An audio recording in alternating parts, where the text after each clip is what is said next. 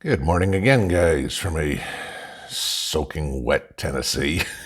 But no trees down, no damage, so that was good. So it looks like we made it through the storm. So hopefully all of you guys further north and east than me don't get it bad today. So there was an article that came out over the New York Times over the weekend entitled, "What Will Happen to Me? An Uncertain Future Awaits Afghans Who Fled." And I was reading over the article, and then Zero Hedge did a story this morning that kind of reminded me. They titled it, New York Times, Afghan Men Leave Their Wives and Young Children in Afghanistan. And it reminded me about a conversation Mrs. P and I had over the weekend. And I'll be the first to admit, guys, that men's brains and women's brains work totally differently. And I will say this, with the exception of morons like the Squad and Nancy Pelosi and stuff like that, the world would do a lot better if we had more women in politics. Okay?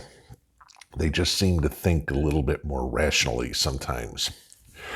Yeah, I know when I'm a guy. So in reading this article, they were talking about, the men that escaped and, I couldn't get my kids or whatever. And so Mrs. P reads a lot of the Russian news, the stuff that's actually written in Russian that I can't read. And she brought up the story over the weekend. This is what we were talking about, where they were interviewing the men, and the men's response was, well, I couldn't afford to bring my wife and my kids. Think about that. That tells you right there the value that these people have for women. I mean, at that point, you're treating your wife like a piece of property. I couldn't afford to ship my car. I couldn't afford 2 pieces of luggage to get on my airplane. I couldn't afford my wife and my kids. Okay. Whatever happened to the old saying of women and children first? These are the people that we want to bring over, that have absolutely no regard for women and children. I mean, not even their own wives and their own children. If they don't respect their own wives and their own children, how the hell are they going to respect your wife, your kids, your daughter, or whatever it would be? Okay, think about that. But Mrs. P made a great point, and the logic in it was brilliant.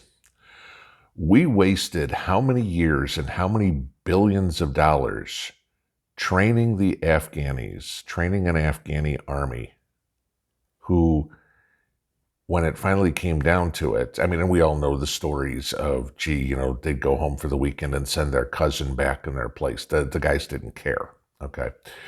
But we spent all these billions of dollars and all this time and equipment and everything training all these guys to defend their country. And, when the shit hit the fan for them, they dropped their weapons, turned tail, and ran like the cowards they are. So yeah, they'll vote Democrat. What would have made a lot more sense, and Mrs. P brought this up, and I thought it was brilliant. Why didn't we train the women? Think about that.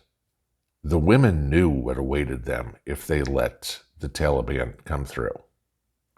Chances are they would have not dropped the weapons because they knew what the other option was. That, again, they were treated like, the cows and the sheep and the pigs out in the pen. They were a piece of property. I'm betting Mrs. P's right. They probably would have fought back. Now, for all those of you who say, gee, women in combat and everything like that, I'm not going to disagree with you in some respects, okay? I've always said, if a woman can do the same job as the man, let them do it. No big deal, okay? I don't agree with our U.S. military reducing standards to increase the amount of women, any means, but if they can do it, do it. Can it be done? Sure. Look at the Israeli army, okay? Lots of women in the Israeli military, okay, who do exceptional work.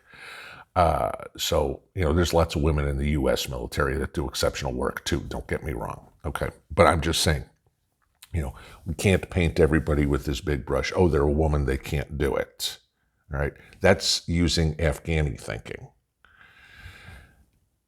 That would have, when she said that, it was a light bulb moment for me. I'm like, holy crap, that idea right there was brilliant.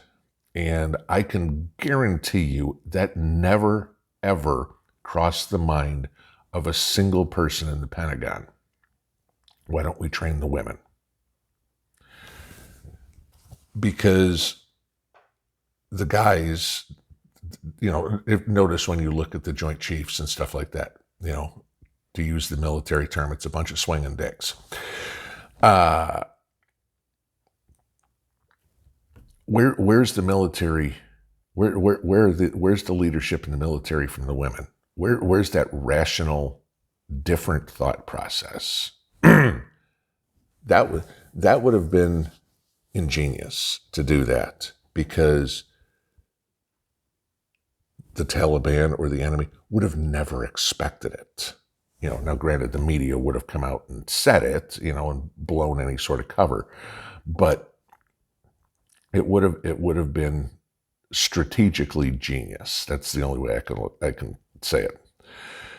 But so now you have all these stories about women and children trying to get out. And I guess we have a congressman who is lost, literally lost in Afghanistan. The U.S. does not know where he is. He's a sitting congressman who went over to try to rescue a bunch of these women and children. This guy's not ex-military. He tried to get a whole bunch of cash into Tajikistan and, to mount a rescue mission and whatever it is, and the embassy wouldn't help him. So all that stuff that we were talking about yesterday, that one reporter that I mentioned in a live stream, we're starting to get a little bit of news on this now, that what's coming out. So yes, she was actually telling the truth. We're now starting to get some verification of it.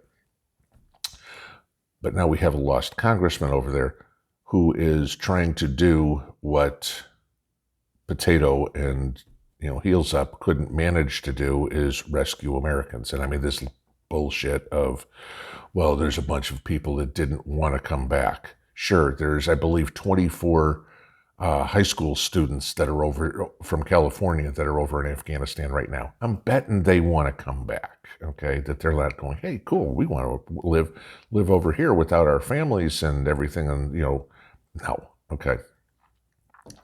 But think about this